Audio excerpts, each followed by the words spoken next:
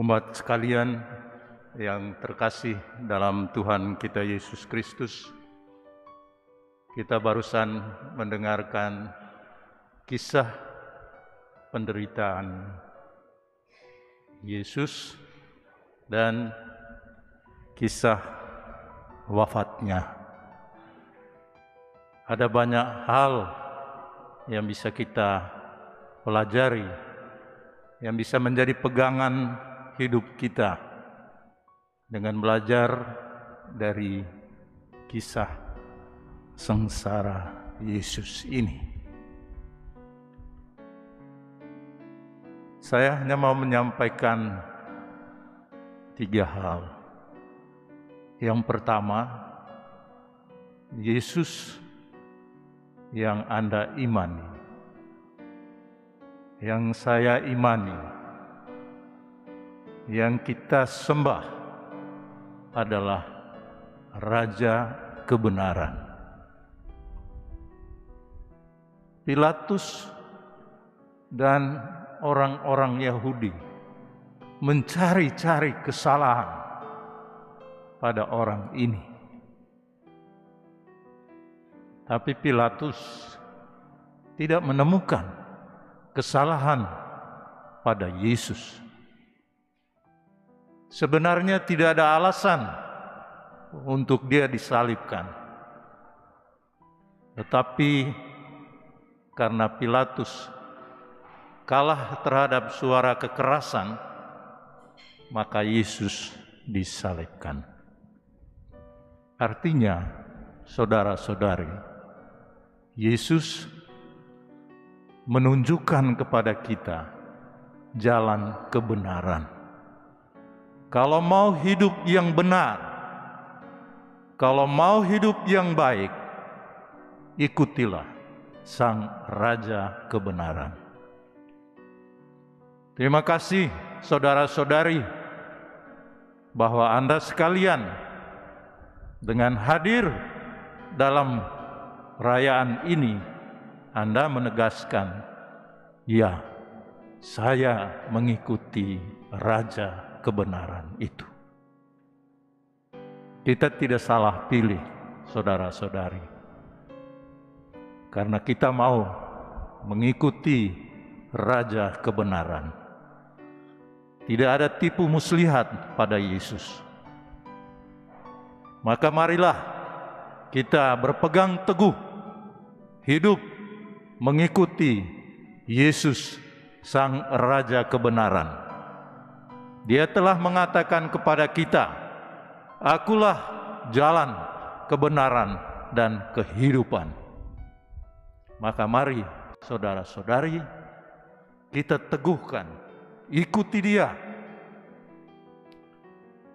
Yang kedua, Sang Raja Kebenaran ini mengalami penderitaan, mengalami pengkhianatan, mengalami tindak kekerasan karena orang-orang yang menghasut, karena orang-orang yang menunjukkan kekerasan hati mereka. Sang Raja Kebenaran pun mengalami betapa dia juga dikhianati oleh muridnya sendiri. Yudas, kita tahu. Sayangnya Yudas tidak kembali kepada Yesus. Dia mengambil jalan sendiri. Petrus juga menyangkal Yesus.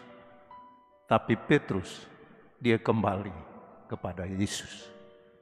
Dia tahu jalan kebenaran adalah pada Yesus.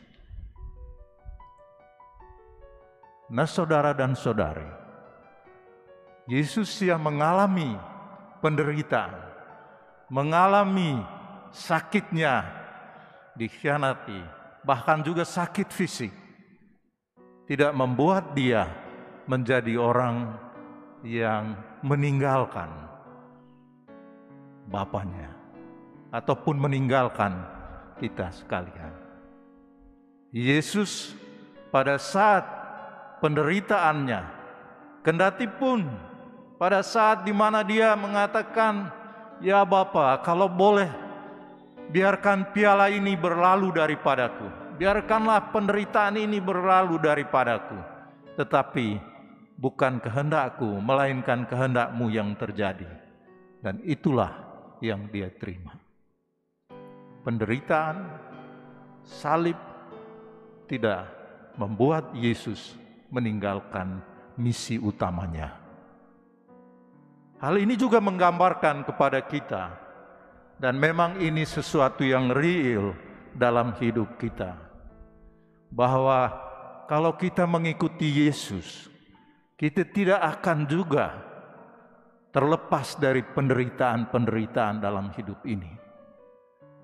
Kita mungkin akan mengalami pengkhianatan. Mudah-mudahan kita tidak menjadi pelakunya, mengkhianati sesama kita. Tetapi kalau kita mengalami itu, ingatlah, Anda mengikuti Yesus, bukan mengikuti Yudas. Kita kembali taat pada Tuhan.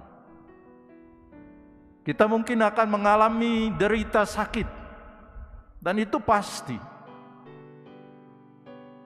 Mengalami juga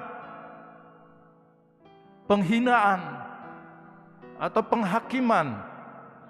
Mudah-mudahan kita tidak menghakimi, tidak menghina orang. Tetapi kalau kita mengalami, ingatlah bahwa Yesus berpegang teguh dan Dia menyertai kita. Maka kalau kita menghadapi penderitaan, ingatlah Yesus Sang Guru kita sudah mengalami itu dan Dia tidak meninggalkan kita. Yang terakhir, bagi saya amat menarik dari kisah sengsara ini, ialah kehadiran seorang ibu. Ibu Maria itu tidak meninggalkan Yesus pun pada jalan penderitaannya, jalan salibnya. Maria tetap berada di samping Yesus. Walaupun dia menyaksikan betapa derita dialami oleh anaknya, dia tidak tinggalkan Yesus. Dia menyertai Yesus sampai disalib. Sampai kemudian jenazah Yesus diturunkan dari salib dan dia memangkunya, melihat putranya sendiri. Dan Yesus sudah menyerahkan putranya. Yesus sudah menyerahkan ibunya kepada kita. Dan kita telah diangkatnya menjadi anak ibunya juga. Dan saya bersyukur bahwa gereja kita memberikan penghormatan khusus pada Bunda Maria karena memang dasarnya amat injili. Tidak benar dikatakan bahwa penghormatan kita kepada Bunda Maria itu sesuatu yang hanya dibuat oleh gereja Katolik. Amat injili.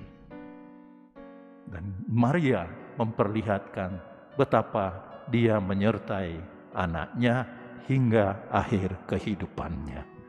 Dan yakinlah saudara dan saudari, tatkala kita menderita, Bunda Maria tetap menyertai kita. Maka marilah saudara dan saudari, dengan merayakan ibadah sengsara dan salib Yesus ini, mudah-mudahan iman Katolik kita tidak digoyahkan oleh penderitaan, oleh macam-macam kesulitan, ataupun oleh tawaran-tawaran dunia. Karena di dalam Yesus kita menemukan jalan keselamatan, jalan hidup agar Anda menjadi orang yang baik, orang yang benar, dan orang yang membawa keselamatan. Bangsa kita, bangsa Indonesia, membutuhkan orang-orang yang baik, orang-orang yang benar, dan orang-orang yang berjuang untuk keselamatan banyak orang. Dan kita sebagai umat Katolik, kita perlu memberikan diri kita agar iman kita kepada Yesus Kristus itu mempunyai efek yang baik bagi perkembangan bangsa dan negara kita. Tuhan memberkati.